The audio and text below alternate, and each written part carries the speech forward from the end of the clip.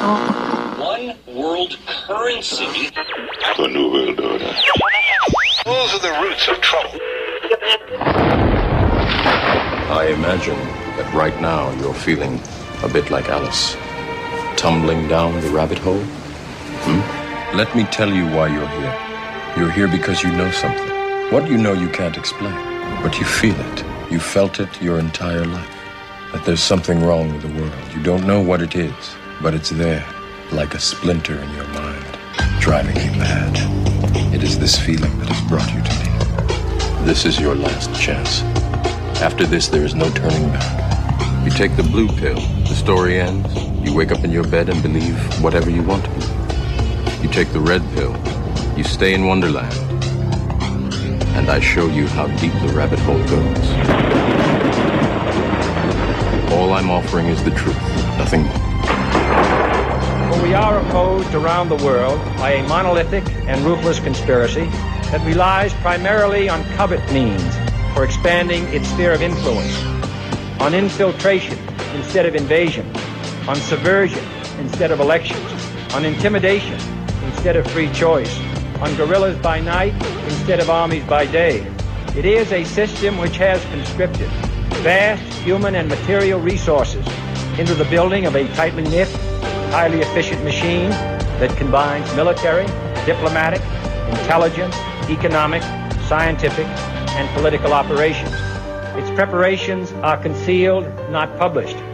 Its mistakes are buried, not headlined. Its dissenters are silenced, not praised. No expenditure is questioned, no rumor is printed, no secret is revealed. But I am asking your help in the tremendous task of informing and alerting the American people. And now, welcome to another episode of Down the Rabbit Hole.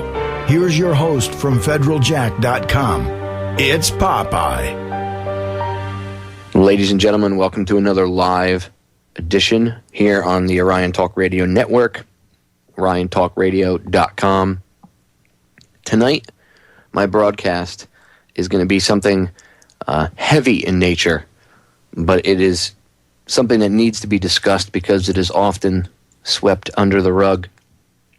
Now, you know, as a veteran, I have a proclivity to play clips about veterans' issues and stuff and cover issues. I've played the story of PFC John Needham. I've gone over the epidemic of rape in the military on multiple occasions. I've covered war crimes. I've covered the inadequate care of veterans. These are issues that are close to my heart, but should be close to everyone, because these are human beings being mistreated, and I don't want to hear, oh, they signed up, they knew what they were getting. No, they didn't. They're often lied to, and if you've ever been through boot camp, you know boot camp is nothing but trauma-based mind control. You know, so that they have they get an outcome, they get a certain type of individual. That's the outcome of the whole thing. So, you've heard me talk about veterans issues before, and you've heard me mention depleted uranium. You've heard me go off on it. You've heard me talk about the movie with Joyce Riley in it called Beyond Treason. And you've heard me play clips with the guest that I'm going to have on tonight. But rather than actually sit and play the clips, I'll actually have my interview with this person. And he is the foremost expert on depleted uranium and the effects that it's had on our soldiers, sailors, airmen, and Marines since, and their innocent families, and what it does. Now, I don't see too many people talking about this issue. I know there's a ton of other things to talk about, so I don't chastise or blame anybody for it, but it is an issue that needs to be gone over. And I'm probably going to hear, as I always do when I get into subjects like this, I'll probably hear at least one person eventually in an email or something tell me that I'm a bad veteran because I spread this type of quote-unquote disinfo. And usually people like that are that's an operative or somebody sending me an email trying to, dissuade me from talking about this stuff. And it usually happens when I talk about certain sensitive veterans issues, such as depleted uranium. My guest, you'll hear that he's had retaliation against him and other people that have come out. But I don't care. I know that that's all crap. And I really, the personal attacks are just to try to, make me shy away from talking about this type of stuff. I refuse to. Okay, I refuse to not talk about this stuff. This is of the utmost importance to me, and it should be important to everybody. You'll hear me. I don't want to spoil the interview. It is pre-recorded, yes, because my guest, Dr. Doug Rokke, he's not going to be up from 10 p.m. to midnight to come on the show. Some people, it's a little too late, and I completely understand it, especially with his health condition and everything. So I did pre-record the interview last week, and as promised, I did say last week that I had interviewed him and that the interview would be coming up, and I saved tonight specifically because I have a ton of time and I want to air it. Now, a lot of you are going to say, who's Doug Rokke? Well, you'll hear him talk a little bit about himself, but I'm going to read his bio really quick, and then I'll get into playing the interview for you. Doug, actually, I shouldn't call him Doug. We'll say Dr. Doug. I want to give him the proper respect. Dr. Doug Rokke is a depleted uranium expert, as I said earlier. He earned his BS in physics at Western Illinois University, followed by his MS and PhD in physics and technology education at the University of Illinois. His military career has spanned 4 decades to include combat duty during the Vietnam War and Gulf War I, which he talks about his time in the Vietnam War, and he gets into a little bit about himself. Doug served as a member of the 3rd U.S. Army Medical Command's Nuclear, Biological, and Chemical Teaching, Medical Response, and Special Operations Team, the 3rd U.S. Army Captured Equipment Project Team, and with the 3rd U.S. Army Depleted Uranium Assessment Team during Gulf War I, otherwise known as Operation Desert Storm. He was the U.S. Army's Depleted Uranium Project Director from 1994 to 1995. He developed the congressionally mandated education and training materials and wrote U.S. Army Regulation 700 TAC 48, the U.S. Army PAM 700 TAC 48, and the U.S. Army's Common Task for DU incidents. Doug has taught nuclear, biological, and chemical warfare, hazardous materials, and emergency medicine for over 20 years to both civilian and military personnel. Dr. Rokke was one of the original authors of the 1982 EDRAT, Emergency Disaster Response Assistance Team, proposal, which formed the foundation for today's National Guard CSD teams and the Illinois CERT teams. In preparation for the 1996 Atlanta Olympics, he wrote and taught the original Chemical Biological Counterterrorism course for civilian emergency responders that is now the Federal 120 City and Department of Justice course, then served on the emergency response team located in Birmingham, Alabama. So obviously you could see that Dr. Rokke knows what he's talking about. He's not a moron in the slightest terms. I mean, I could go on and on. If you want to go over to, I'll drop it in the chat room, and in the YouTube video archive, I'll put a link for his bio, but it's twice as long as I could get into. But I wanted to read a little bit of his bio so you understand it. Doug isn't just some pissed off veteran with some story that he pulled out of thin air. He's been attacked and they've tried to discredit him. You can't. Okay? This guy, his credentials are impeccable and his knowledge is of the first degree. So, without wasting any more time, I'm going to start my interview with Dr. Doug Rokke on depleted uranium, and it's an important thing. Please, if you have family that is serving right now, if you're serving right now, if you're listening to this, if you're a veteran who served 10, 20 years ago, if you were in the first Gulf War, if you were in Gulf War Part 2, Iraq, Afghanistan, attack on the Middle East, whatever, if you're just got out, if you were anywhere near any types of munitions, if you got vaccines, you want to pay attention to that a little bit too. But especially if you were in Gulf War I, Doug talks about what he knows. about places like Camisea, which was a chemical munitions warehouse that we blew up. And a lot of our troops were downrange from that, and they got exposed to things. So you're going to hear Doug get into a few things, but if you have any active duty family members, again, if you're a vet or you're active duty yourself, I urge you to please listen to this information. This is imperative. This is not a joke at all. I couldn't stress how serious of an issue this is, and that they don't talk about it. And you'll hear why they don't talk about it. We get into it. Here we go. Ladies and gentlemen, welcome to this special broadcast, this edition of Down the Rabbit Hole. Today I have with me a very special guest, someone who I've mentioned on air before. I've played audio clips from YouTube of him speaking in the past, and rather than just play audio clips, I'd rather actually let you hear the man himself, because there just is no replacement for that. There is no filling in for that. So let me welcome to the show my special guest, Dr. Doug Rokke. Doug, welcome to the broadcast. Well, thank you very much. I stumbled upon you through Joyce Riley, actually, years ago. And I found the movie Beyond Treason. And I had seen clips of you, I guess probably taken out from Beyond Treason, maybe 5 or 10 minute clips on YouTube. But I didn't really know who you were, and I started to research you, or research about you, and the information you've brought forward with in regards to DU and the how we've poisoned not only foreign countries, but it poisons the soldiers, how easy it is for these guys to come back and cross-contaminate everything. And it just, the level of what's going on blew my mind. And I already know a lot of all this crazy stuff that's going on in our world today, but the level of what's going on with the DU contamination and then the cover-up on top of it is just astounding. And not many people really know the truth about what's going on. So I wanted to bring you on the broadcast so that people could get to hear what you have to say.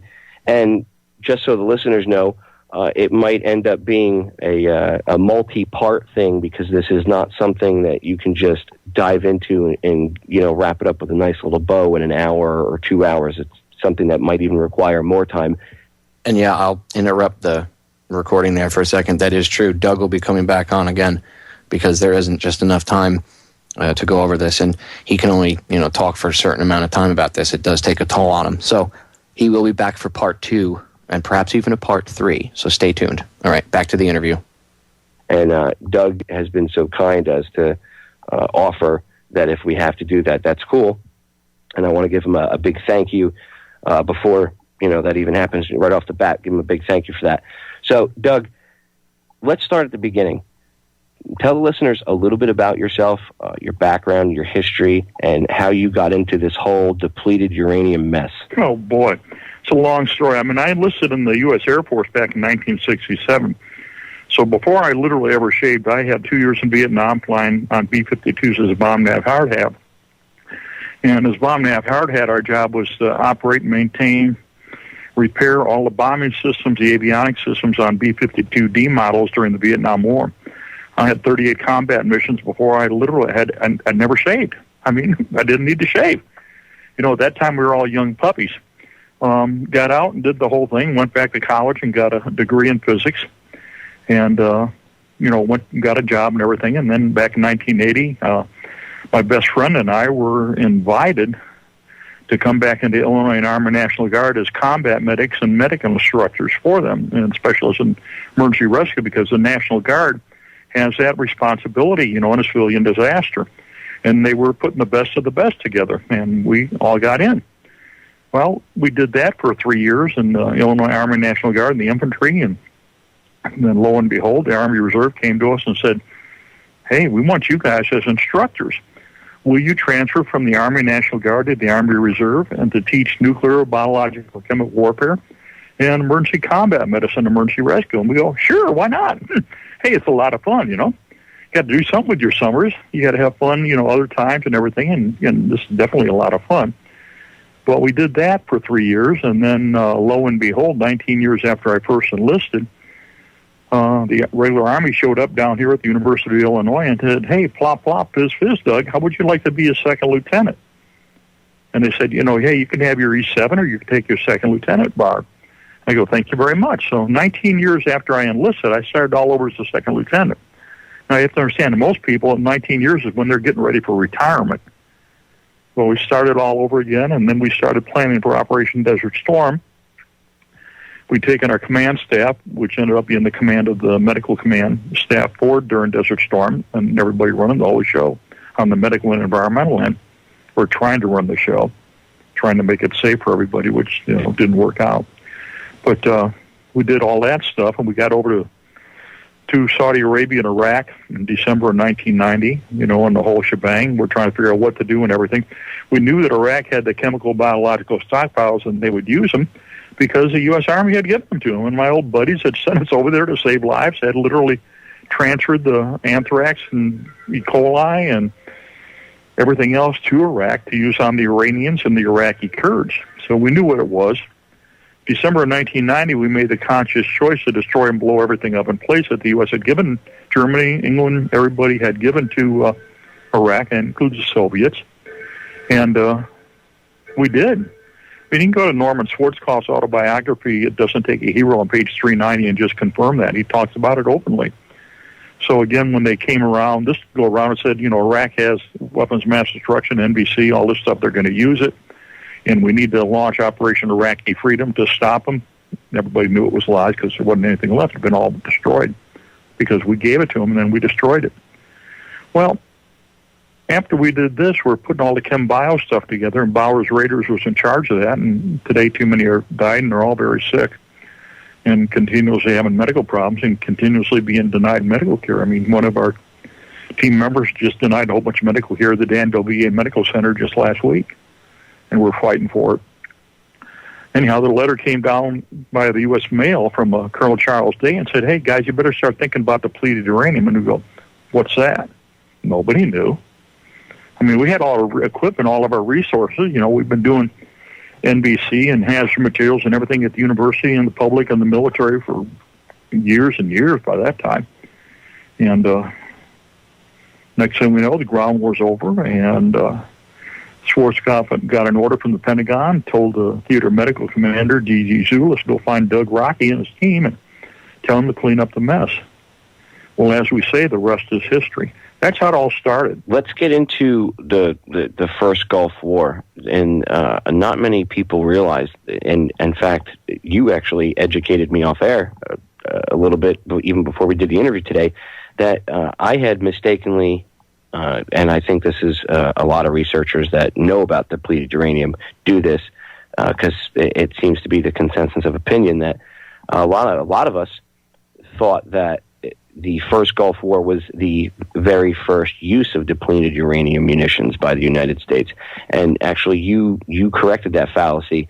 It was the first time that, all across the board, they were used, but it was not the actual first time that they were used.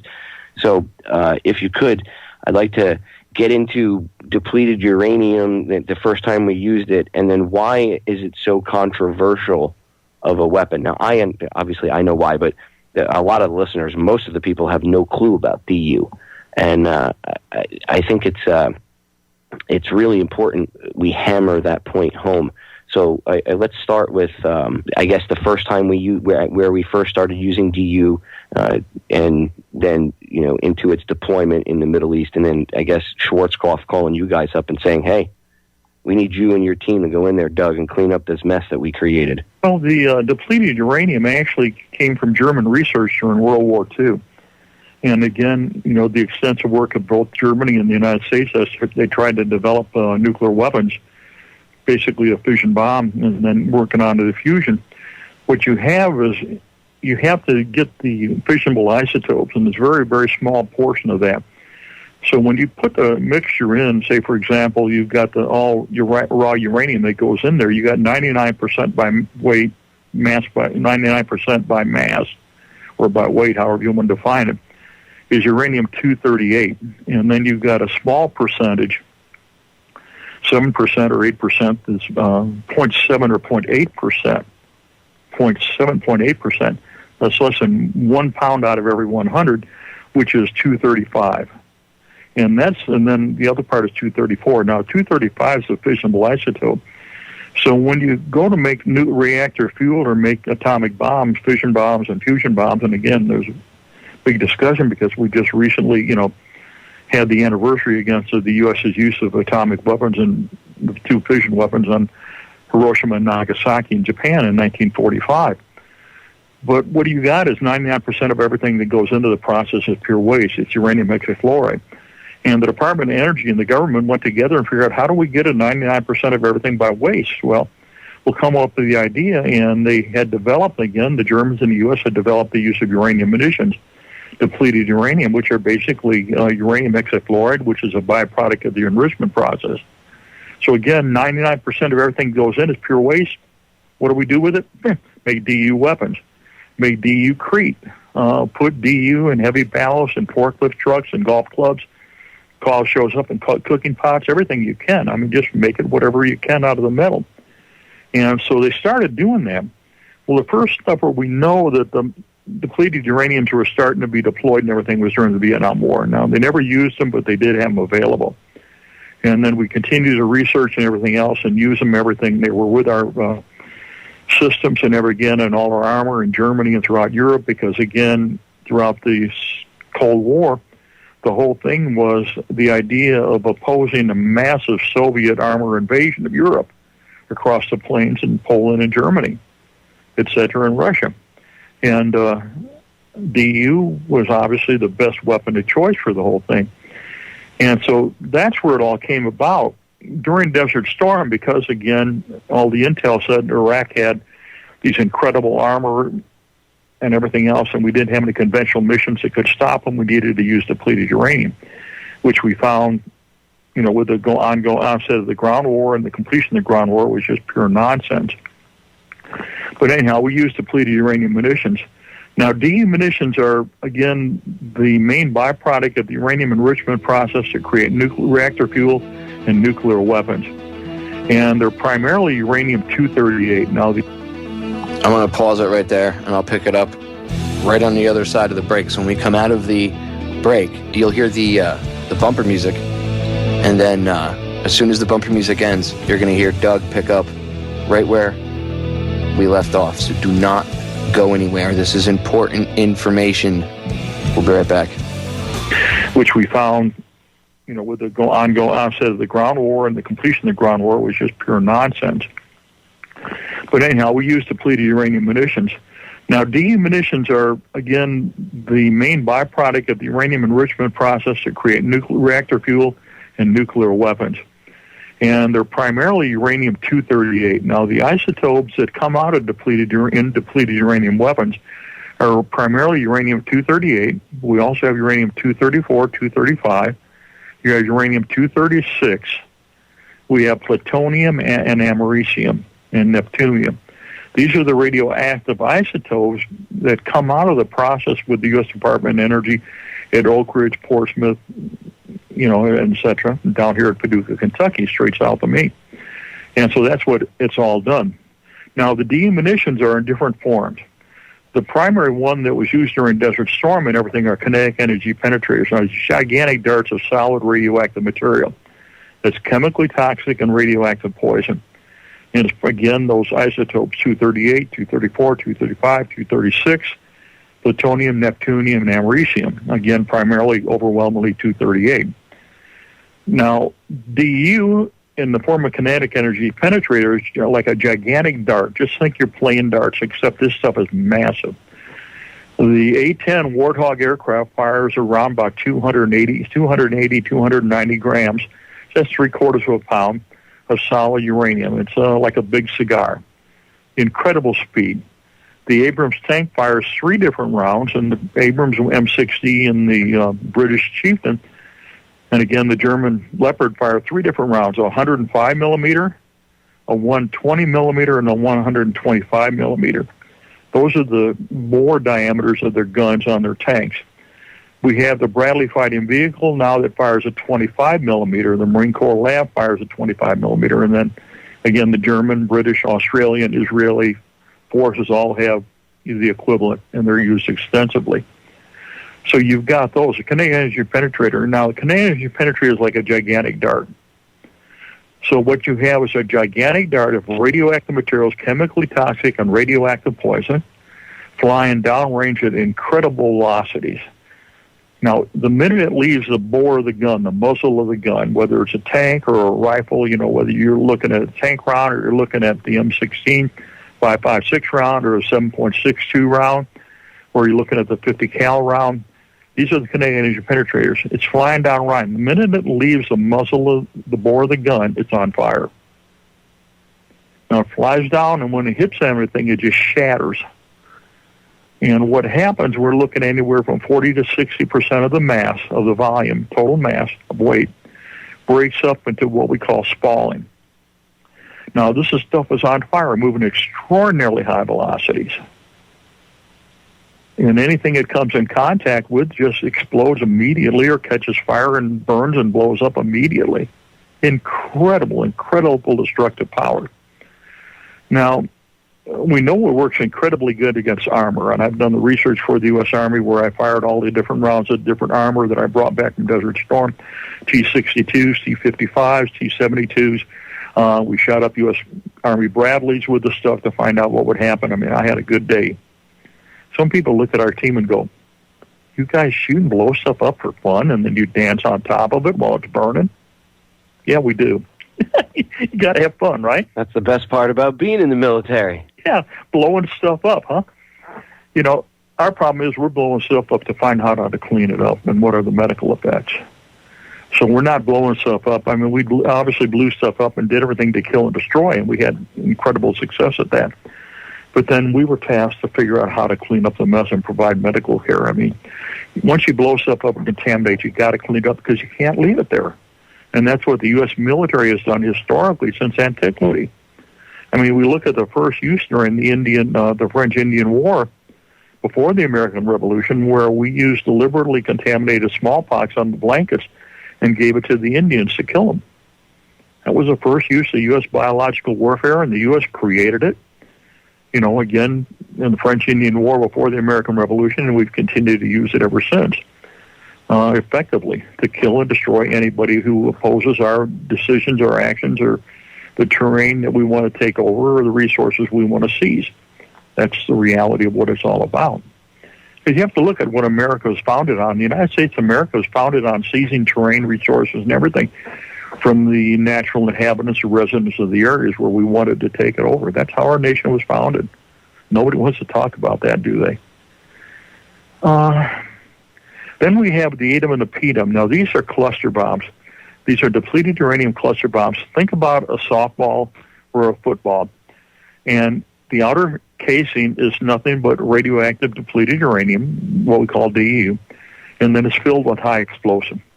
Now, these are anti-personnel, anti-animal, anti-terrain, anti-vegetable garden stuff, and we use those extensively. Then we have, up and beyond, so kinetic energy penetrators, and we have the cluster bombs or landmines. Then we have the bunker busters, GBU-28. Again, the U.S. has given an extensive number of these munitions to Israel to use in Lebanon and use in the Gaza Strip, and they use them effectively. I mean, extraordinarily effectively. And in fact, when we started to develop the safety protocols and everything for U.S. use of uranium munitions after Desert Storm, one of the things that I went back to look at is the Israeli protocols that they had developed when they used them in the Sinai and back in the 70s and 72 and 73 and 74. And then when we used it extensively again, since then in Lebanon and Gaza Strip. And the Israelis, I'm sure, knew some of the effects of the depleted uranium rounds, correct? They knew it from the get-go. We gave it to them, and so they could find out how it would work. But yeah, everybody knew. I mean, that's a given stuff. I mean, all the confirmation of the physiological health effects of the non-fissionable isotopes goes back to the 1943 that I can confirm talking to the people from the Manhattan Project. I mean, this is one-on-one discussions with people who have known it forever. And so we knew what it was going to do and everything else. Well, during Desert Storm, the majority of the casualties during Desert Storm, and when I mean casualty, I mean wounded in action and killed in action in the U.S. military and the U.S. coalition were all friendly fire due to depleted uranium. In other words, it was not so-called enemy fire, Iraqi fire, that killed most of our troops. It was our own enemy fire that killed them. And we had to go clean that mess up. It's not real fun when you have to scrape, never mind. Not real fun to scrape up American friendly fire casualties. But that was all part of the thing. And nobody had figured out what we're going to do medically, what are we going to do environmentally when we made the decision to use this in Desert Storm. However, one of the things that came up real fast is, oh, my God, this is the Agent Orange of the 90s. Well, it's the Agent Orange of now, too. Agent Orange has devastated the Vietnam veteran population. Agent Orange has devastated the inhabitants of Cambodia, Laos, North and South Vietnam, China, Southern China, Korea, wherever we used Agent Orange. I mean, it's just a devastating effect. And they're still in denial about it, but they recognized right away that DU was going to be worse than Agent Orange was, and they're correct. So anyhow, we had all this stuff, and we did it, and what had happened with the completion of the ground war, nobody had figured out anything. Well, lo and behold, up in the Pentagon, they knew our team existed, they knew I existed, and they sent a message to Schwarzkopf and said, hey, go find Doug and his guys. Tell them to clean up DU. We'll send some other guys over from Rock Island Arsenal to help with you, and the guys from Defense Consolidation Facility down in Barnwell. That's with the U.S. Department of Energy in Savannah Riverside. And they did. But it was kind of like, okay, guys, we'll figure it out. Well, we had to figure everything out from scratch. It means we had to decontaminate. We had to clean up the mess. We had to make safe, clean up all the unexploded ordnance, because we not only have DEU, we have explosives, we have all the explosives, we have all the contamination, and ain't nobody else going in there. None of the regular physicians or medics were going to go touch it. That was kind of like Doug and Larry and Bill and, and Dave and Roger. They'll go take care of it. Call Rollo. He'll do it, But don't call Asif. Don't tell Asif Durakovich, Colonel Durakovich, what's going on, because he's too smart and knows what's going on to get us in a deep doo-doo. Well, we did it. It took us 3 months to clean up the 15 Bradley fighting vehicles and 16 Abrams that were destroyed with depleted uranium munitions, just U.S. vehicles alone. The U.S. command refused us to provide assistance to the British, who had friendly fire from DU of their own, again caused by U.S., military personnel shooting up the British with friendly fire. We did the whole thing, and everybody got sick right away. Within 24 hours of the assignment, we recognized all the guys involved already were all sick. That includes the guys in the vehicles during the incident, the impact, and then all the recovery teams from the 144th and everybody else. So I had about 425 guys, I think, that were totally involved during Desert Storm. 123 in friendly fire that survived the friendly fire incidents with DU. And then the rest were my recovery teams. And to this day, majority have never received medical care. I mean, in the latest report from the Department of Veteran Affairs, the Colonel John Gingrich, Chief of Staff, again, he was an artillery officer in Desert Storm, and General Shinseki wrote, it came out in, I guess March, April of this year. They said they've been following about 80 people, and they had never even done that. And they knew there were over 400, and they'd never even provided care. I mean, I guys still have friendly fire guys from Desert Storm that have DU shrapnel in their body that are still fighting for their medical care. I mean, after 20-odd years. So you have a nightmare. We knew all the health and physiological effects were right immediately. We were warned about that stuff. I had 2 memorandums that came to me. One was called the Defense Nuclear Agency, written by Colonel Greg Lyle, and said, oh, my God, this stuff is nasty. It's serious health hazard and political, environmental, economic, all of the repercussions and everything, so we got to do something about it. And at the same time, I had a Los Alamos memo from the U.S. Department of Defense and the bomb guys at Los Alamos, written by Colonel Ziem, and said, lie, cheat, and steal. In other words, lie in all the reports to avoid all liability for the health and environmental effects of depleted uranium. Well, those 2 memorandum are still in force, and that's what's driving everything today. The United States deliberately and willfully continue to use it, contaminate air, water, and soil. They know they're required by their own regulations to thoroughly isolate the whole area, thoroughly clean up the environmental contamination, provide immediate medical care within 24 hours of exposure, and they simply refuse to do so.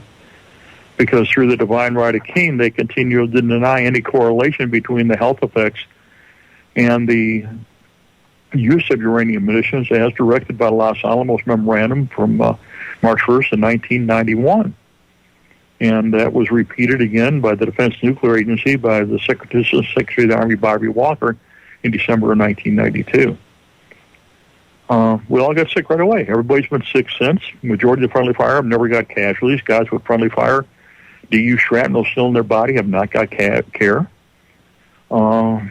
Cancer, leukemias, neuromuscular eye problems. I mean, all of us got severe eye problems. I'm trying to get surgery lined up again. My force of VA to authorize surgery again for me on my eyes to save my vision. And we got all the neuromuscular, the skeletal, spinal injuries.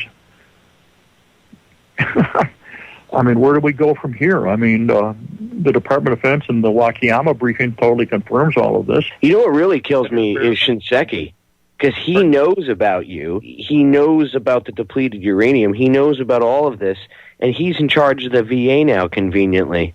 Where's he at? Why is he not stepping up to the plate? And of course, because just another cog in the works, and you know they don't want the truth to get out, because if the truth gets out that depleted uranium is bad, not only do they're going to have to deal with this massive influx of veterans, but then they're going to have to deal with all the Iraqi people and all the other countries.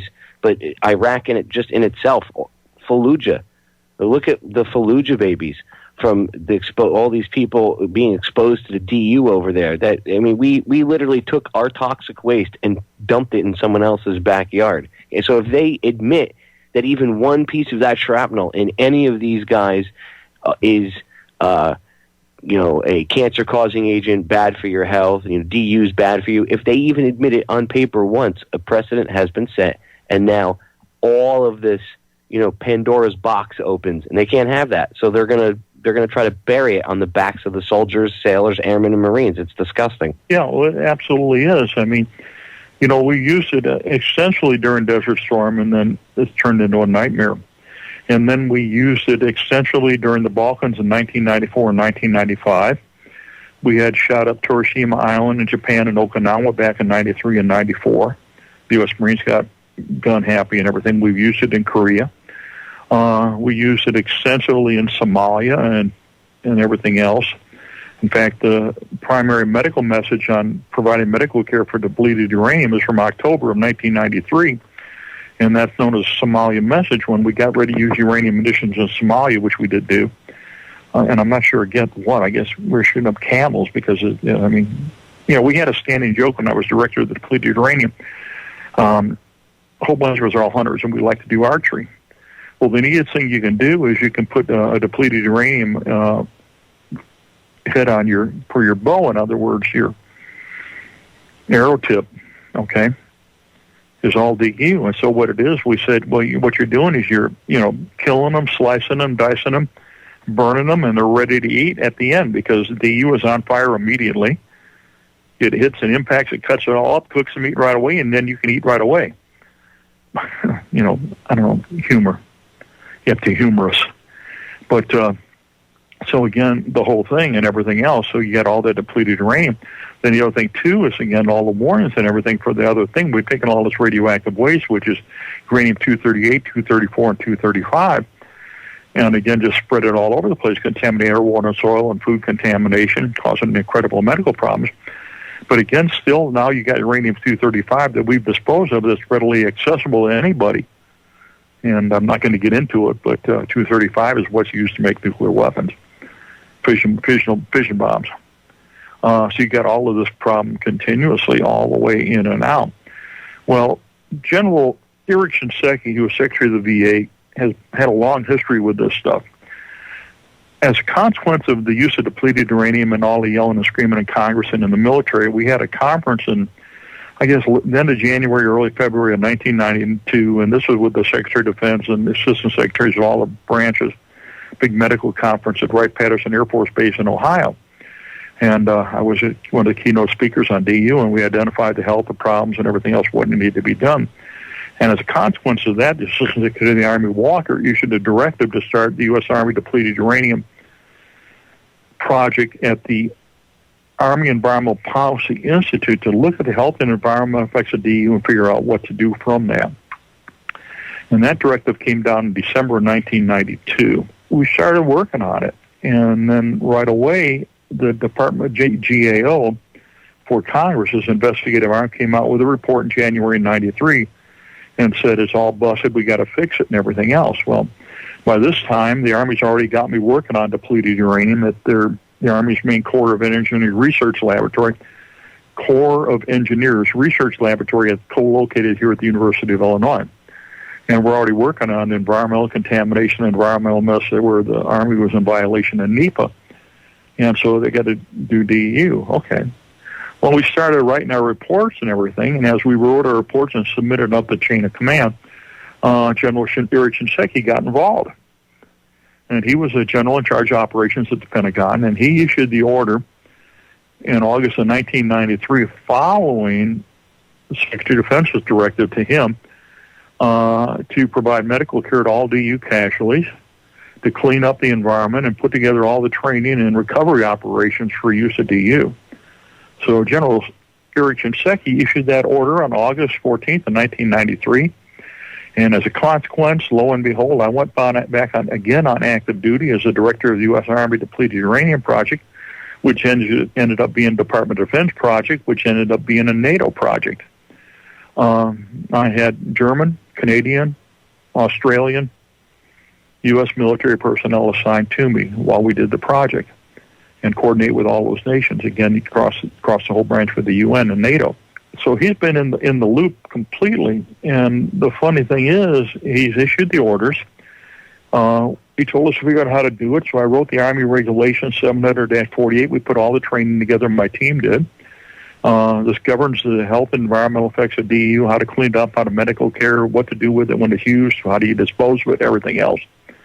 And lo and behold, General Eric Shinseki had then got promoted to a 4-star general, and he was the general of the Army. And he signed off on the new Army regulations and protocols of the Army PAM that I wrote, that our team wrote. And so he's been totally involved from day one. And then he moved on to the Secretary of the VA, and we tried to get medical care for me and my team and everybody else since then. But it's nice. He wrote the order mandating medical care. He wrote the order mandating training. He signed the order. You have to understand, I wrote it, but he's the one that made it official for environmental cleanup. And then the easiest way to avoid liability is to have somebody in charge that knows what's supposed to be done because he directed it, but therefore he can make sure it's not done. And then you get everybody in the current military that's out there to avoid all liability, just as ordered by the Los Alamos memo from March 1st of 1991. Kind of frightening, isn't it? And this has been going on, obviously, for a very long time, Doug. And they're just, whitewash doesn't even cover it. Retaliation against any of us that speak out has been blatant and swift and brutal. We were all the insiders. We were their experts. But once we decided to tell the truth and comply with the written orders we had to clean up the environment, to provide medical care for our own guys, and wouldn't lie anymore, we became persona non grata in a heartbeat. You have to make a conscious choice. Who do you work for, God or a general? At least at the end of the day, you can, no matter how bad they come after you, the least you could take solace in the fact that you and the guys that came out and spoke the truth, you spoke the truth. And no matter what, it's historical fact. There are people like myself and others that will never let that be forgotten, that you men stood up against the machine to tell the truth. That's a big, courageous act. And I thank you for, all the crap that you've gone through for providing the... All right, I'm going to pause it right there, and I'll pick it up. Hour number 2. We still got about a little over 20 minutes of interview with Doug. Some powerful, powerful testimony, ladies and gentlemen.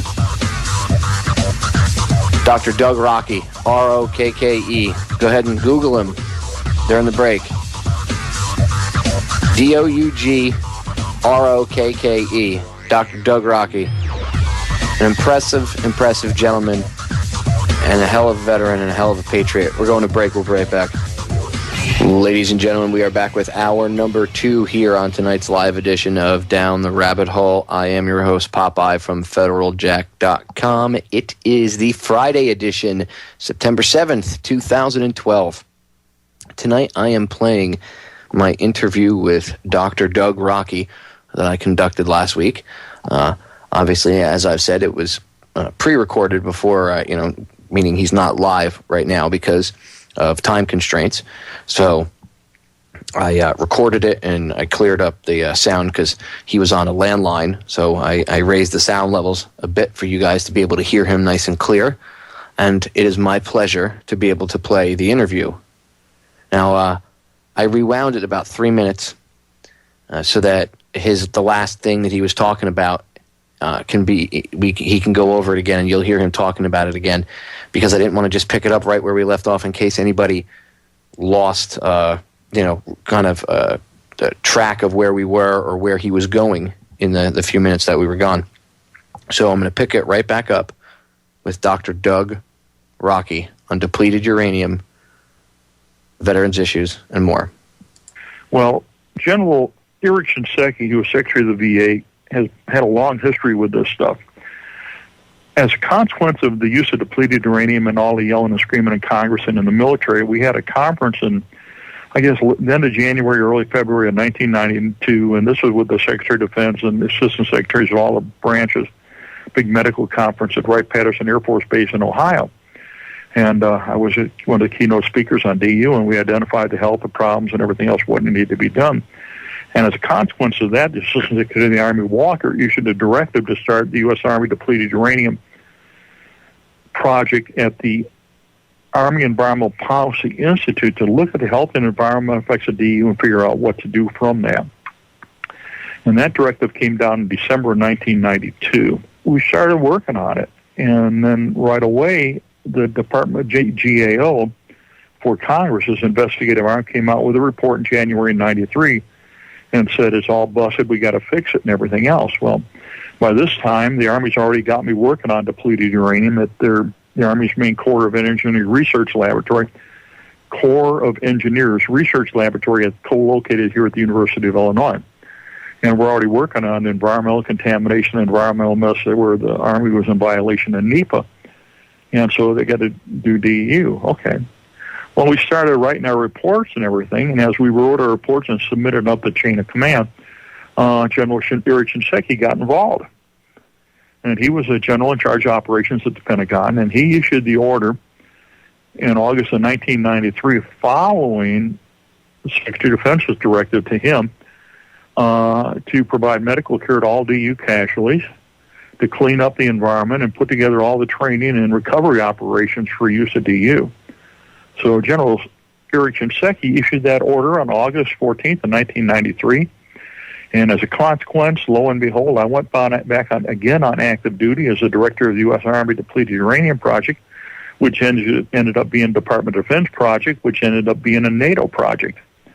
I had German, Canadian, Australian, U.S. military personnel assigned to me while we did the project and coordinate with all those nations, again, across the whole branch with the UN and NATO. So he's been in the loop completely, and the funny thing is he's issued the orders. He told us to figure out how to do it, so I wrote the Army Regulations 700-48. We put all the training together, my team did. This governs the health and environmental effects of DU, how to clean it up, how to medical care, what to do with it when it's used, how do you dispose of it, everything else. And lo and behold, General Erich Shinseki had then got promoted to a 4-star general, and he was the general of the Army. And he signed off on the new Army regulations and protocols of the Army PAM that I wrote, that our team wrote. And so he's been totally involved from day one. And then he moved on to the Secretary of the VA, and we tried to get medical care from me and my team and everybody else since then. But it's nice. He wrote the order mandating medical care. He wrote the order mandating training. He signed the order. You have to understand, I wrote it, but he's the one that made it official for environmental cleanup. And then the easiest way to avoid liability is to have somebody in charge that knows what's supposed to be done because he directed it, but therefore he can make sure it's not done. And then you get everybody in the current military that's out there to avoid all liability, just as ordered by the Los Alamos memo from March 1st of 1991.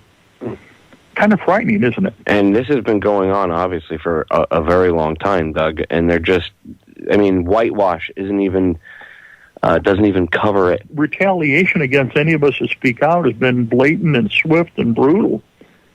We were all the insiders. We were their experts. But once we decided to tell the truth and comply with the written orders we had to clean up the environment, to provide medical care for our own guys, and wouldn't lie anymore, we became persona non grata in a heartbeat. You have to make a conscious choice. Who do you work for? God or a general? At least at the end of the day, you can, no matter how bad they come after you, the least you could take solace in the fact that you and the guys that came out and spoke the truth, you spoke the truth. And no matter what, it's historical fact. There are people like myself and others that will never let that be forgotten, that you men stood up against the machine to tell the truth. That's a big, courageous act. And I thank you for, all the crap that you've gone through for providing the information to everybody, Doug. I really do, because I know you've been through hell for what you've, both physically and dealing with the government. So I know not everybody can, call you up and say thank you. So I speak for a lot of people when I say thank you for what you've done, because it's much appreciated. Andres Carnegie Bott, Colonel Bott is dead. Command Sergeant Major Jim Runge is dead. Dr. Rosalie Bertel, one of the most, foremost, actually Catholic nun, foremost scientists, got involved with us years ago in trying to help. An expert in all this stuff is dead. Pete Johnson is dead. Sitten is dead. Zuli is dead. Kiefer is dead. We think Tom is dead. Can't find him. Dave and Raj. The reality is the use of uranium munitions contaminates air, water, and soil, affects all physiological systems of the body through chemical toxicity and radiological exposure. And you get sick and then you die. Or you get sick and you try to get medical care. And the bad thing about it, General Shinseki ordered medical care for everybody personally in August 1993. And now he's the Secretary of the VA, and he still is not enforcing it. Kind of wonderful, when the guy in charge can make sure it doesn't happen, they don't have incur any of the expenses for all the medical care. The cross-contamination, the equipment came back, and everything with clothing came back and cross-contaminated across our nation into the families. Devastating physiological effects. Individuals with DU friendly fire came back cross-contaminated, and their wives came down with cancer and died. One of the wives of one of my team members died from cancer rapidly with a cross-contamination after we came back. And that's a big issue that not many people realize, Doug. The fact that if you were exposed to the DU in a war zone and you come back home, it's not like other things where if you were, you get shot, your family doesn't get shot. If you get some regular shrapnel that's not DU contaminated, your family doesn't get that. Only you, as the individual with the wound, go through it. But DU is so much more heinous because you can come home from a battlefield and you might look to the naked eye clean, but you're not. And you end up cross-contaminating your family and your children and your wife, and they end up becoming casualties in this. Well, what we know is confirmed that those that did have friendly fire DU shrapnel left in their body, the VA totally confirmed that the shrapnel, got throughout the body. And again, cross-contamination through semen and everything else, not only all the birth defects and everything, which has devastated the children of Fallujah and Iraq and Afghanistan and Somalia and Puerto Rico, again, all the other sub-Iekas and Hawaii. Incredible problems over here in Jefferson Proving Ground in Indiana. Down in Florida, at Eglin, every place that we go. But with the DU shrapnel still in the body, again, cross-contamination, you got the RNA, DNA changes in the genetic code. So the birth defects are devastating. That's why we see so many deaths in the 82nd Airborne, because they were at Fallujah. So the deaths and the medical problems and the children conceived by the 82nd Airborne after returned are the same problems with the kids in Fallujah. And the medical problems in both are the same, whether the soldier or the resident that lived there. Again, we know what it's all there. Department of Defense internal reports confirm it. Department of Veterans Affairs internal reports confirm it. All of our work confirms it. And common sense confirms it. But we have to understand the purpose in war is to kill and destroy, the most effective means possible, and a complete disregard for the health and environmental effects. And the U.S. military and all of us think we're, John Wayne and Rambo. We can leap tall buildings every day in a single bound. I used to be good at 4 stories. I'm down to 1 now. These kids have that air of immortality. I think that's why, I know that's why they go after 18-year-olds, and they want to get them young. Because if they went after, I'm in my late 30s, I've already been in. So if they went after me now in my 30s with what I know, I would be like, no, you're insane. I'm not going to go, sacrifice my wife, my kid, my family, whatever, my future. I'm not going to go dump toxic waste in someone's backyard. You wouldn't do it. You wouldn't be willing to jump in front of bullets, but when you're 18, you think you're bulletproof. You do, you really do, and even older. I mean, that's part of being in the military. You think you're bulletproof, and you think that everything we do is always correct. I mean, historically, it's always been put forth that whatever we do, whatever we decide to do is the right thing under God to do. And nobody stops to think and go, wait a minute, how many nations have invaded other nations? How many other nations occupy other nations? How many other nations have used radioactive weapons, nuclear weapons? How many other nations use chemical and biological weapons without hesitation? I mean, it's really frightening. Then you look at the physiological effects of all of this stuff. And you have to understand, when you have DU, you get all the hazardous materials, you got all the stuff from what was destroyed, you got all the chemical, biological materials. So you have an entire complex toxic soup that affects the body. And that's why you have over 300,000 Operation Desert Storm casualties right now, disease and non-battle injury. They're trying to get medical care from the Department of Veterans Affairs.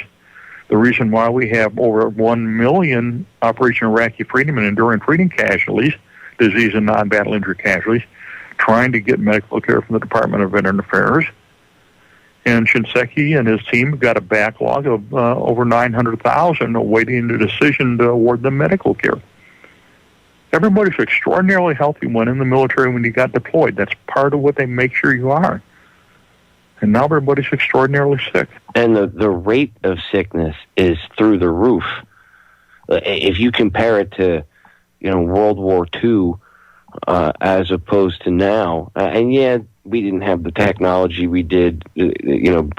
Back then we didn't have the battlefield technology to save people like we do now. People didn't have the smarts, and certain things weren't around. So yeah, guys died from wounds that today many people survive from.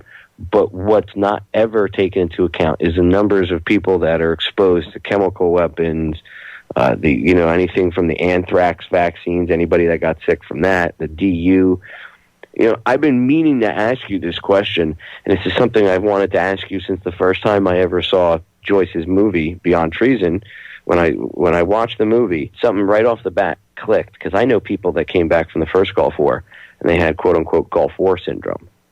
And there were certain things wrong with them. Now, I know that they blew up that huge chemical weapons. Well, Camisea was only one of 105 sites that we just simply blew up. So wait, there was 105 sites like that? Correct. We made the decision in December 1990. Again, Schwarzkopf was involved, Chuck Horner was involved, and Chuck and I and Denise Nichols have talked about this over and over again. In the intervening years, Dick Cheney was involved, Bush was involved, and so the decision was made. We knew where everything was. We would destroy them in place to avoid the direct use and the contamination from blowing everything up. And there were over 105 sites, including Camisea, that were deliberately destroyed. Again, all that video and everything else has been out there. I think you can find it on YouTube. Chuck Horner gave me my own personal copy back in, that was probably May of 1990. Said, hey, Doug, here, we made the decision. We blew everything up. Here's a gun camera. I go, thank you very much. And that's been out there. It's been broadcast, I know for sure, on CBS, on 60 Minutes. It's done on Evening News with Dan Rather. I mean, I was in the White House when they decided they were going to get rid of Dan Rather. It was a fascinating day in the discussion. And how big, just so the listeners know, Camisea was not small. It was like the size of a couple of football fields, right? Filled with chemical munitions. Oh, yeah. It was stuff that the U.S. had given to Iraq and chemical we'd assembled, and stuff that they had and other stuff they developed and everything else. So it was full of everything. Camisea was just an incredible, incredible weapons depot for chemical, biological, and conventional explosives. But, that was in the other one when Camp Doha blew up in summer of 1991. Again, we'd assemble all the stuff, and there was, again, just for human error. They put a grounding strap on a refueling truck and it set a fire that blew up all the stuff there. So you had Camisea in the spring, and then you had Camp Doha, which is now U.S. stuff and everything else, and stuff we, retrieved from the Iraqis that went up in the summer of, I guess it was probably July of 1991. They created an incredible medical nightmare. But, I mean, so you got all of this stuff coming down, all this stuff happening. And what has happened in the U.S. military, just total disregard for the health and environmental effects of war and military operations in order to avoid all liability and avoid the incredible cost, and to continue to be able to use this to kill and destroy effectively without any hesitation or concern for the health or the environment. If somebody wants to just see the effects in how fast this stuff works, and to say, if they say, oh, well, what Doug said is not, there's no way that stuff could, within 24 hours someone's getting sick. Come on, really? Go look at Fallujah. Again, I'll use that as an example because we bombed the hell out of that. Phantom Fury was late 2004, Phantom Fury Part 2. So it was like late 2004, it's 2012. So it's about 8 years since since Phantom Fury kicked off, Phantom Fury Part 2. And look at the effects that it's had on the people of Fallujah, the Iraqi people over there. I mean, men and women in Fallujah don't even ask their doctor anymore if it's a boy or a girl. They ask the doctor if it's normal. Yeah, I mean, there was an incredible documentary that the French did almost a year ago now on Fallujah, looking at the health and environmental effects of Fallujah. And again, identifying everything. And what came out was when we started looking at it, we're looking at the same health effects on the infants of Fallujah as we're seeing, as I said before, on the infants of the 82nd Airborne at Fort Bragg, North Carolina. So it's there. I mean, you can't deny it. We have to understand the U.S. senior leadership within the VA, within the Department of Defense, and all the branches are going to deny any correlation to avoid all liability and to continue to be able to use this stuff, because you have to understand the primary targets are not armored tanks. There are no armored tanks out there in Afghanistan, Iraq, Somalia, the Balkans, Liberia, Sudan, or, wherever we're using this stuff. It's just shooting everything up. I mean, it's extraordinarily effective against an apartment building or a hospital or a water treatment facility or a sewage plant. And, we've got all those video and photographs where that's been done. I mean, and we did the research. Yeah, wow. It's killing and destroying and getting rid of our garbage. We can't get rid of our garbage in our backyard, so throw it into another nation. Because, as Madeleine Albright said, collateral damage is okay. If we kill a few civilians, who cares? Just absolutely unbelievable, the level of...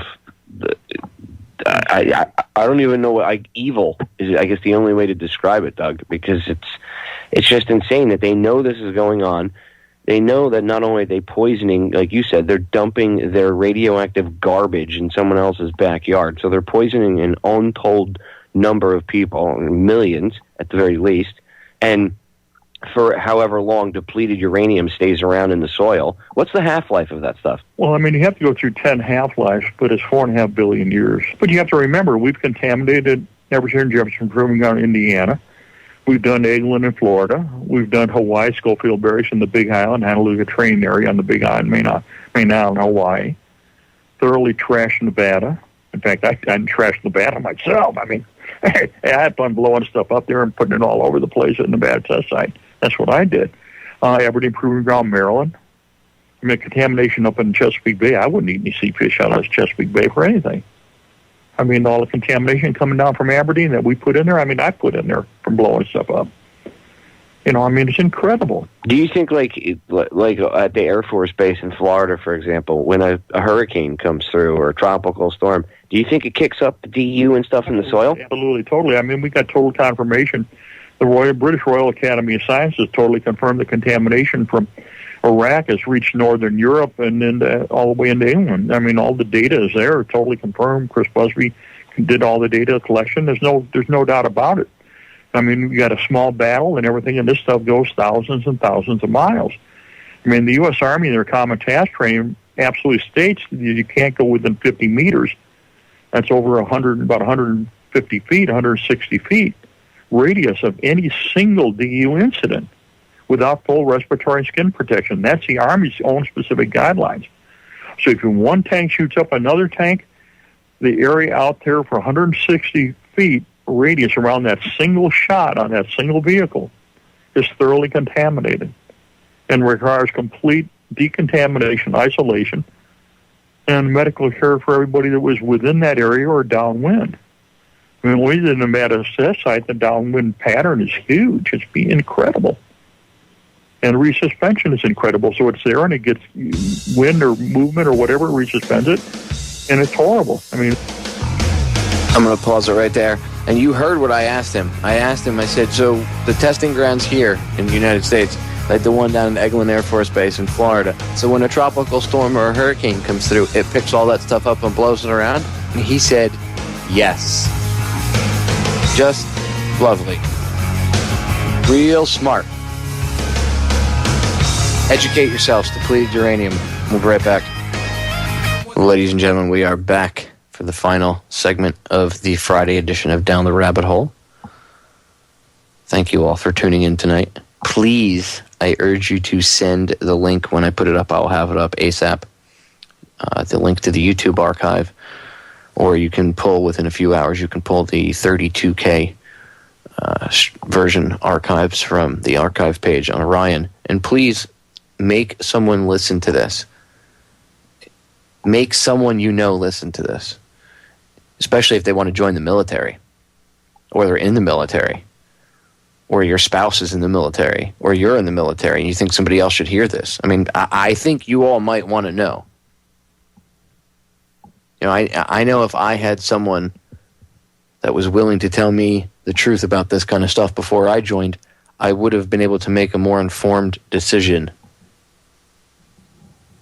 You can still run off and join the military if you want. No one's trying. I can't physically stop you. But what I can do is give you the information to look and say, well, do I want to just pretty much kill myself now, or do I want to, have perhaps have the chance of having a more fruitful life and not bringing back some sort of toxin or poison in my system because I was not informed. At least now you can say, well, they told me I was going to get cancer, and look, I guess I should have listened, right? But at least you can say that you made an informed decision. Whereas, if it happens and you're not told, I just think it's worse. So pay attention to this. Now, I rewound it a few minutes like I did before because I know that, during a few-minute break, you might lose track of where Doug was. So just like I would have him pick up with his point coming back into break, I rewound it a few minutes. So here we go. The last piece of my interview with Dr. Doug Rokke on depleted uranium, or DU for short, and the health effects and all the information behind this that maybe people don't have any information about. And think about that, what he said about Eric Shinseki. The current head of the VA was his boss, and he knows all about this. And yet I don't see any veterans being treated for depleted uranium exposure or poisoning or the effects thereof. Real nice. There was an incredible documentary that the French did, it's almost a year ago now, on pollution, looking at the health and environmental effects of pollution. And again, identifying everything. And what came out was when we started looking at it, we're looking at the same health effects on the infants of pollution as we're seeing, as I said before, on the infants of the 82nd Airborne at Fort Bragg, North Carolina. So it's there. You can't deny it. We have to understand the U.S. senior leadership within the VA within the Department of Defense and all the branches are going to deny any correlation to avoid all liability and to continue to be able to use this stuff, because you have to understand, the primary targets are not armored tanks. There are no armored tanks out there in Afghanistan, Iraq, Somalia, the Balkans, Liberia, Sudan, or, wherever we're using this stuff. It's just shooting everything up. I mean, it's extraordinarily effective against an apartment building or a hospital or a water treatment facility or a sewage plant. And, we've got all those video and photographs where that's been done. I mean, and we did the research. Yeah, wow. It's killing and destroying and getting rid of our garbage. We can't get rid of our garbage in our backyard, so throw it into another nation. Because, as Madeleine Albright said, collateral damage is okay. If we kill a few civilians, who cares? Just absolutely unbelievable, the level of... I don't even know what evil is. I guess the only way to describe it, Doug, because it's just insane that they know this is going on. They know that not only are they poisoning, like you said, they're dumping their radioactive garbage in someone else's backyard. So they're poisoning an untold number of people, millions at the very least, and for however long depleted uranium stays around in the soil. What's the half-life of that stuff? Well, I mean, you have to go through 10 half-lives, but it's 4.5 billion years. But you have to remember, we've contaminated Everett, Jefferson, Proving Ground, Indiana. We've done England and Florida. We've done Hawaii, Schofield Barriers in the Big Island, Honolulu training area on the Big Island, Main Island, Hawaii. Thoroughly trashed Nevada. In fact, I trashed Nevada myself. I mean, I had fun blowing stuff up there and putting it all over the place at Nevada test site. That's what I did. Aberdeen Proving Ground, Maryland. I mean, contamination up in Chesapeake Bay. I wouldn't eat any sea fish out of Chesapeake Bay for anything. I mean, all the contamination coming down from Aberdeen that we put in there, I put in there from blowing stuff up. It's incredible. Do you think, like at the Air Force Base in Florida, for example, when a hurricane comes through or a tropical storm, do you think it kicks up the DU and stuff in the soil? Absolutely, totally. I mean, we got total confirmation. The British Royal Academy of Sciences totally confirmed the contamination from Iraq has reached northern Europe and then all the way into England. I mean, all the data is there, totally confirmed. Chris Busby did all the data collection. There's no doubt about it. I mean, you got a small battle and everything, and this stuff goes thousands and thousands of miles. I mean, the U.S. Army in their common task training absolutely states that you can't go within 50 meters. That's over about 150 feet, 160 feet radius of any single DU incident without full respiratory and skin protection. That's the Army's own specific guidelines. So if one tank shoots up another tank, the area out there for 160 feet radius around that single shot on that single vehicle is thoroughly contaminated and requires complete decontamination, isolation, and medical care for everybody that was within that area or downwind. I mean, when we did the Nevada test site, the downwind pattern is huge. It's incredible. And resuspension is incredible. So it's there and it gets wind or movement or whatever, resuspends it, and it's horrible. I mean, when we shot up the vehicles and the Bradleys and the BMPs and we let it settle out and go back into it, resuspended, you couldn't see your hand in front of your face. It was strictly just radioactive contamination. Inhalation, ingestion, absorption. The respiratory protection that the Army has will not work. Absolutely will not work to protect you. It's too small. The particulars are so fine, they go right through it. It's like, an open barn door. There is nothing that works. And that's why all of us got our lungs affected and everything else, because we wore whatever was available, but then we found out later that it wouldn't work. But it was too late. And too late for Kiefer. Sitting in Mad Dog and Blue and Holland and Peterson and Andrus and Runge. And when you just sit back and realize the level of evil at play here, that they just don't care. They literally just don't care. Anyone exposed to this, anyone at all, is throwaway to them. You and your entire team, everybody that's passed away because of this, it's just disgusting. And what's even worse is they know that this is still an ongoing problem, and yet they're still pumping out brand new munitions every day made of depleted uranium. Every day they're sending healthy kids over to foreign countries to shoot things up with this crap, or even here at home on the training ranges, like you said. And then a storm comes in, or a wildfire or anything. And if that stuff is in the soil, it gets picked up, and now it's being dispersed up back and through the atmosphere, and it's being thrown back up into the air again and spread even farther and just all over the place. It's mind-numbing when you look at it to realize the level of contamination out there, and everybody's walking around like, there's nothing wrong with it. They don't even know that it exists. It's like the silent killer. It really is. The military is required to have full training. I mean, there's 3 tiers of training that we put together that General Shinseki signed off mandating personally. And again, all the other generals did. Same thing. Secretary of Defense did. Hamry did. Back, I guess, in January 99. It's all blurred together now. But they're not told. So the kids that are going over the current time are not given the training equipment. They're not given the information. They get sick and they're not given the medical care. They're not even given the post-deployment physical assessment they're supposed to do, and then it disappears if it is done. They go to the VA and they deny any correlation between all the stuff to avoid liability, and they treat you like you're dirt, and you give up. And so the kids are sick, they're ill, they need medical care, they need help, their families are in disintegration, and they're turned away. And they've always been brought up to believe that they would help them. Well, all hope disappears, and then you have incredible spouse and child abuse, you have suicides and everything else. It's lost hope, a generation of lost hope.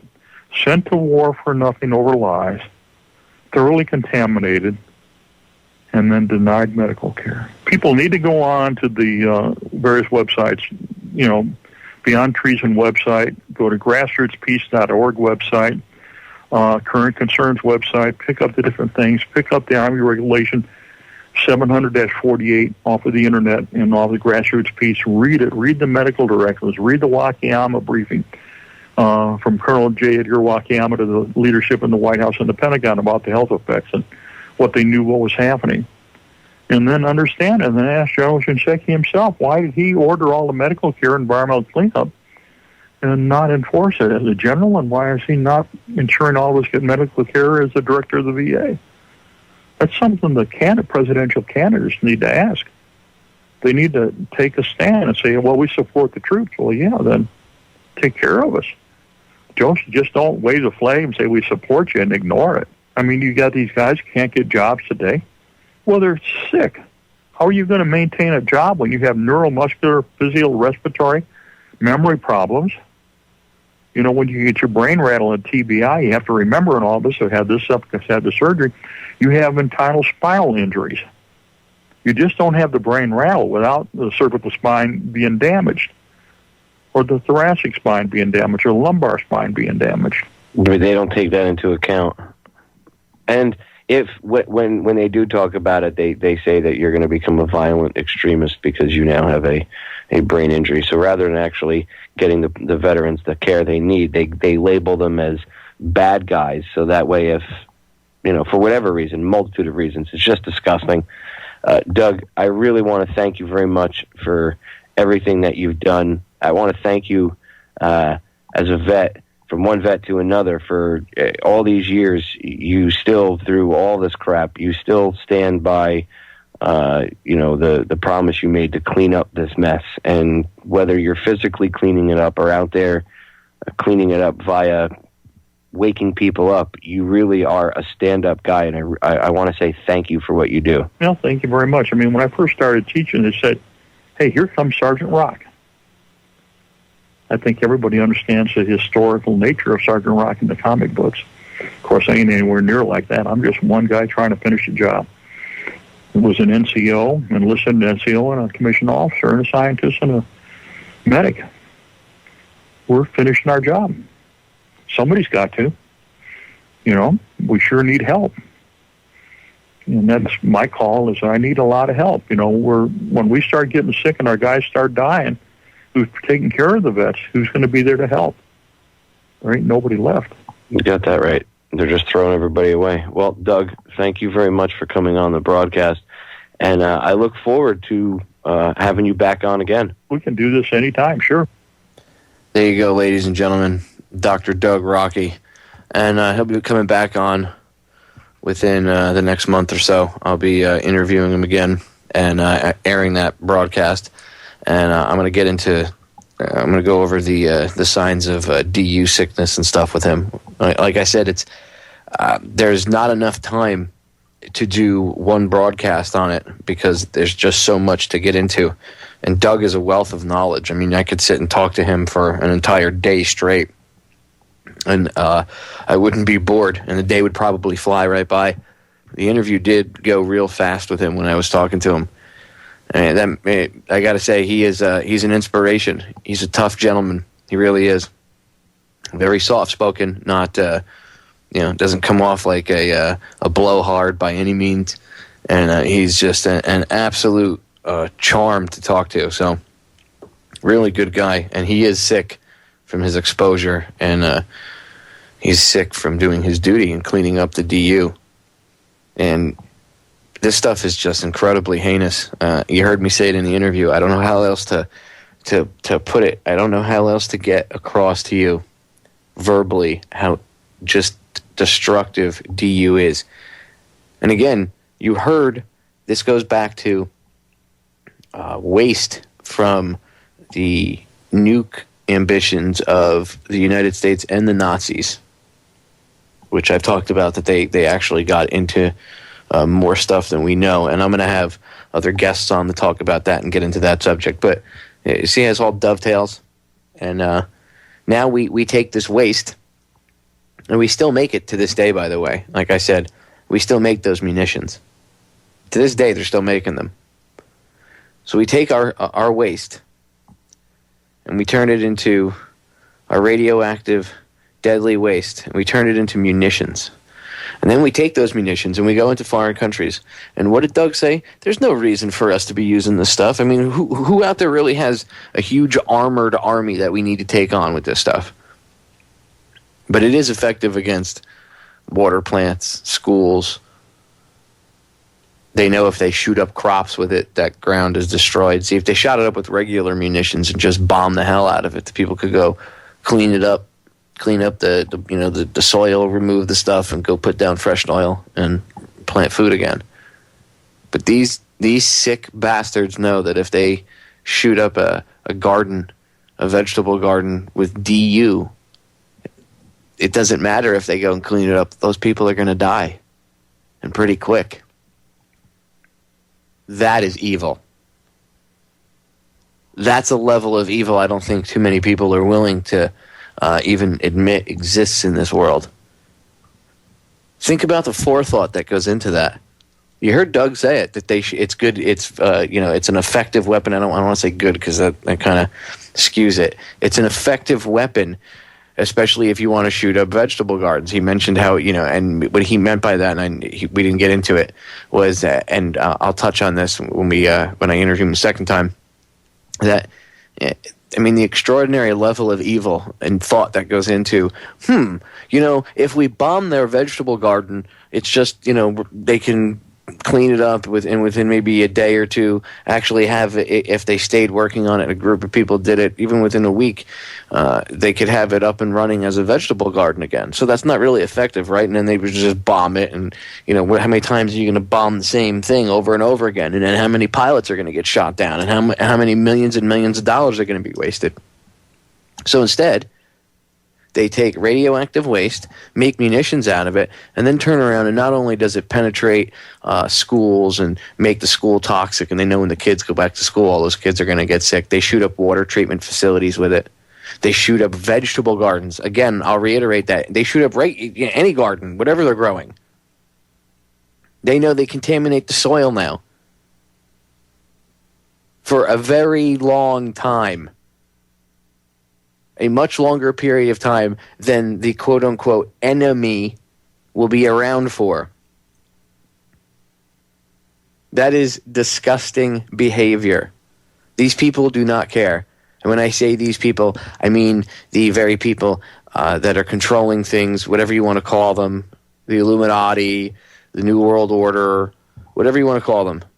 The elites, the bankers, there's about 1,000 different names for all these scumbags out there. Secret society members, there's some Club of Rome, whatever the hell you want to call it. Whoever you want to believe is in charge, they're allowing this depleted uranium to be used. And again, it's not only here.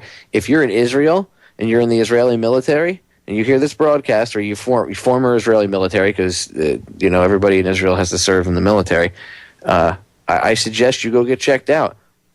Look up depleted uranium. Go look up the health effects. Go look up Joyce Riley's work on depleted uranium. I want to give Joyce a big thanks, by the way. She's the one that helped me get in touch with Dr. Rokke. So thank you, Joyce. Appreciate it. And look up her work. Look up Beyond Treason. Educate yourself about the health effects about this. And again, we'll go over it with Doug the next time I interview him, but don't wait for me to interview him for you to go research it. This stuff is incredible. It's incredibly toxic. If you were in the military, you heard he mentioned the 82nd Airborne that were in Fallujah.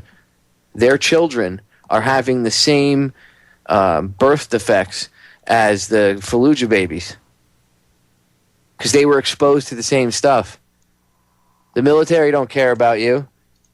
A lot of guys that are maybe still there might actually still be people in the military that were there in the battle 8 years ago. They can be walking around all cool. Yeah, I'm cool. Or how about the younger guys that are in now? What are you talking about, man? I love the Army. It's like Call of Duty in real life. Yeah, except in Call of Duty, you can turn the Xbox off and you can start it back up right where you left off. And if you get shot a couple hundred times, it doesn't matter. You can keep starting off from that save point, right? Well, real life doesn't work like that. When your friend gets shot in the face and dies, it's for real. When you get exposed to depleted uranium and you get cancer and you come home and you give your wife cancer and your baby cancer, that's for real. That's not a video game. You don't hit reset. So no, it's not cool to be in the Army or the Marines or the Air Force or the Navy or the Coast Guard, because all 5 branches use depleted uranium munitions now. So at the very least, if you're not worried about being vaccinated and used as a human guinea pig, if you're not worried about being sent to some foreign country to kill people for no reason at all, unjustifiably, if you're not worried about getting the karmic debt of these scumbags that are controlling things on your shoulders because of what you do physically at their command, the least thing you should be worried about, or at the most, you should, or however you want to put it, the very least you should be worried about yourself, right? If you don't give a crap about any of that other stuff, if you don't care about anything, if you don't care about anything else, that means you're pretty much selfish and you're only in it for yourself, right? So then maybe you should care about yourself, because you're going to glow in the dark and you're not going to have a long, prosperous life. And if you think it's cool to get cancer and die at a real young age and give that cancer and spread that to other people and cross-contaminate other people because, hey, that's the manly thing to do, that's the patriotic thing to do, then you need to sit down and you really need to get your priorities in order. It is not worth it. Not at all. And if you want it to stop, we need to starve the beast. And how we starve the beast is not feeding it fresh bodies to go fight and die in bullshit wars of aggression around the world. And that's how we start to fix this problem. And we also admit that there is a problem to begin with. Ladies and gentlemen, I'm out of time. I'll catch you all again Sunday. Make sure you tune in next Wednesday. Special 2-hour broadcast with Mark Passio about the occult aspects of 9/11. We get into super detail about what happened. It'll blow your mind. I'll see you Sunday. I'm out of here.